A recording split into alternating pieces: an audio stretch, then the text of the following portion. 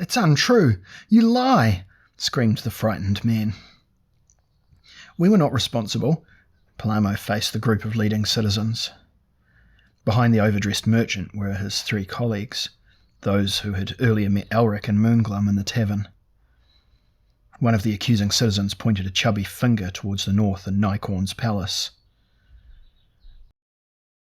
"So Nykorn was an enemy of all other traders in Bakshan, that I accept, but now a horde of bloody-handed reavers attack his castle with the aid of demons, and Elric of Melnibone leads them. You know that you were responsible. The gossip's all over the city. You employed Elric, and this is what has happened." "But we didn't know he would go to such lengths to kill Nykorn." Fat Tomriel wrung his hands, his face aggrieved and afraid. "You are wronging us. We're wronging you?" Ferrat, spokesman for his fellow citizens, was thick-lipped and florid. He waved his hands in angry desperation. "When Elric and his jackals are done with Nykorn, they'll come to the city. Fool! That is what the albino sorcerer planned to begin with. He was only mocking you, for you provided him with an excuse. Armed men we can fight, but not foul sorcery." "Well, what shall we do? Bakshan will be razed within the day." Tomriel turned on Palamo.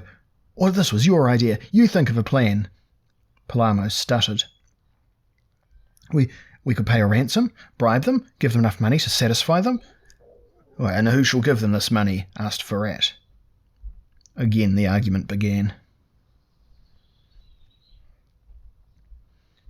Elric looked with distaste at Thaleb Kana's broken corpse. He turned away and faced a blanch-featured Moonglum, who said hoarsely, "Let's away now, Elric. Yashana awaits you in Bakshan as she promised. You must keep your end of the bargain I made for you." Elric nodded wearily. "Aye, the Imririans seem to have taken the castle by the sound of it. We'll leave them to their spoiling and get out while we may. Will you allow me a few moments here alone? The sword rejects the soul." Moonglum sighed thankfully. "I'll join you in the courtyard within the quarter hour. I wish to claim some measure of the spoils." He left, clattering down the stairs, while Elric remained standing over the enemy's body.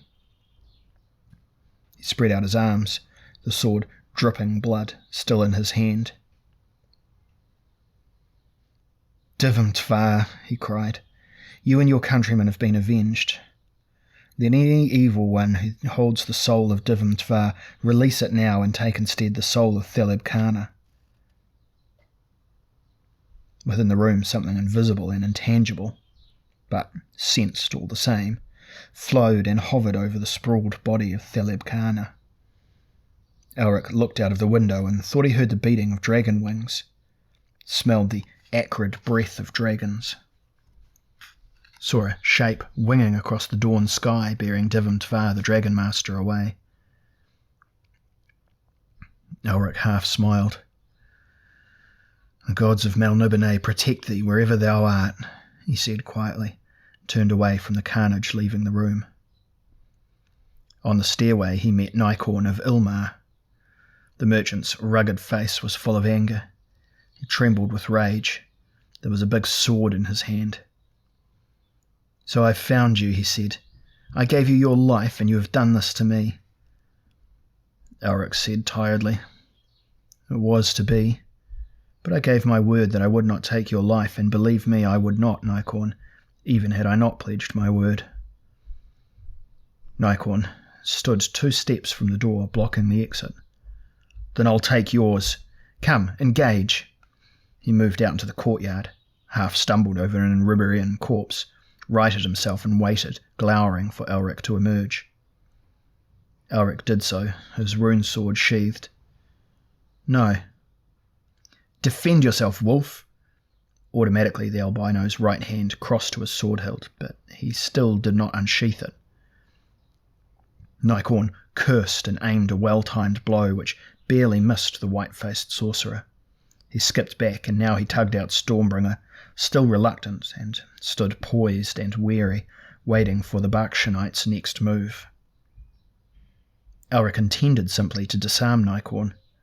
He did not want to kill or maim this brave man who had spared him when he had been entirely at the other's mercy. Nykorn swung another powerful stroke at Elric, and the albino parried. Stormbringer was moaning softly, shuddering and pulsating. Metal clanged, and then the fight was on in full earnest as Nikorn's rage turned to Khan-possessed fury. Elric was forced to defend himself with all his skill and power. Though older than the albino and a city merchant, Nikorn was a superb swordsman. His speed was fantastic, and at times Elric was not on the defensive, only because he desired it. But something was happening to the rune blade. It was twisting in Elric's hand and forcing him to make a counter-attack. Nikorn backed away, a light akin to fear in his eyes as he realised the potency of Elric's hell-forged steel. The merchant fought grimly, and Elric did not fight at all. He felt entirely in the power of the whining sword which hacked and cut at Nikorn's guard. Stormbringer suddenly shifted in Elric's hand. Nikorn screamed. The rune sword left Elric's grasp and plunged on its own accord towards the heart of his opponent. No, Elric tried to catch hold of his blade, but could not. Stormbringer plunged into Nikorn's great heart and wailed in demoniac triumph. No, Elric got hold of the hilt and tried to pull it from Nikorn. The merchant shrieked in hell-brought agony. He should have been dead. He still half lived. "It's taking me. The thrice-damned thing is taking me," Nikorn gurgled horribly, clutching at the black steel with hands turned to claws. "Stop it, Elric, I beg you, please." Elric tried again to tug the blade from Nikorn's heart. He could not. It was rooted in flesh, sinew and vitals. It moaned greedily, drinking into it all that was the being of Nikorn of Ilmar. It sucked the life force from the dying man, and all the while its voice was soft and disgustingly sensuous. Still Elric struggled to pull the sword free. It was impossible. "Damn you," he moaned. "This man was almost my friend. I gave my word not to kill him." But Stormbringer, though sentient, could not hear its master.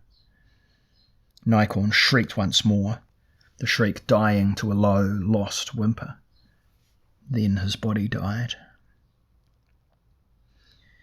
It died, and the soul stuff of Nikorn joined the souls of the countless others, friends, kin, and enemies, who had gone to feed that which fed Elric of Melniboné. Elric sobbed. "Why is this curse upon me?" He collapsed to the ground in the dirt and the blood. Minutes later, Moonglum came by his friend, lying face downward. He grasped Elric by his shoulder and turned him. He shuddered when he saw the albino's agony-racked face. "What happened?" Elric raised himself on one elbow and pointed to where Nikorn's body lay a few feet away. "Another Moonglum. Curse this blade," Moonglum said uncomfortably. "He would have killed you, no doubt. Do not think about it. Many a word's been broken through no fault of he who gave it. Come, my friend, Yshana awaits us in the Tavern of the Purple Dove." Elric struggled upright and began to walk slowly towards the battered gates of the palace where horses awaited them. As they rode for Bakshan, not knowing what was troubling the people of that city, Elric tapped Stormbringer, which hung once more at his side. His eyes were hard and moody, turned inwards on his own feelings. "Be wary of this devil blade, Moonglum. It kills the foe, but favours the blood of friends and kinfolk most." Moonglum shook his head quickly as if to clear it, and looked away. He said nothing.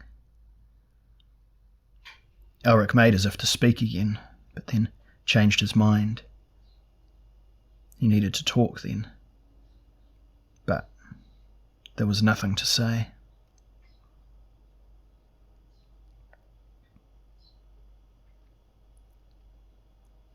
Palamo scowled. He stared, hurt-faced, as his slaves struggled with his chests of treasure, lugging them out to pile them in the street beside his great house. In other parts of the city, Palamo's 3 colleagues were also in various stages of heartbreak. Their treasure too was being dealt with in a like manner. The burghers of Bakshan had decided who was to pay any possible ransom.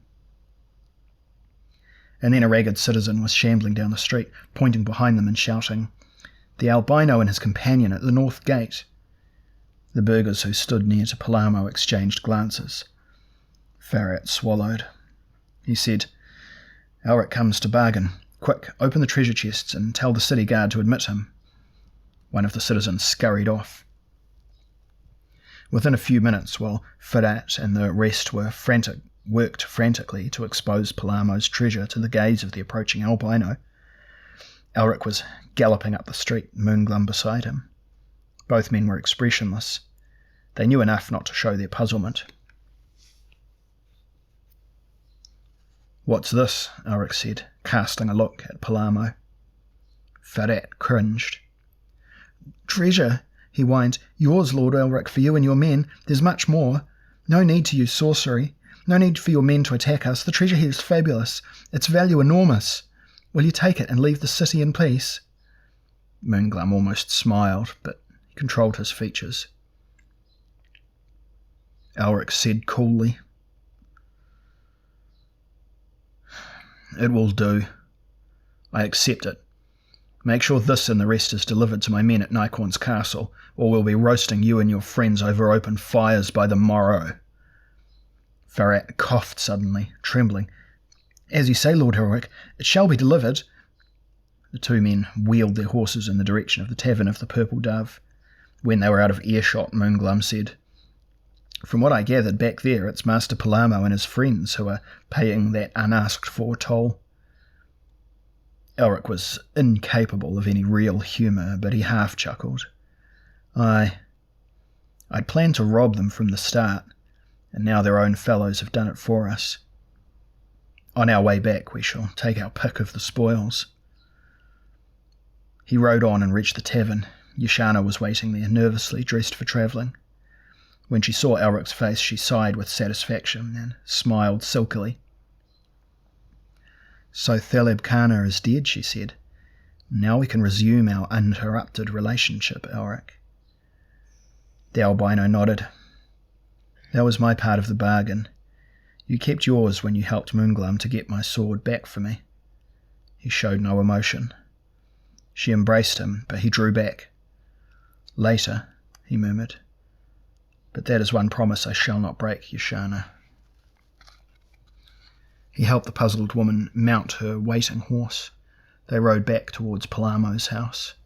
She asked, "And what of Nykorn? Is he safe? I liked that man." "He died." Elric's voice was strained.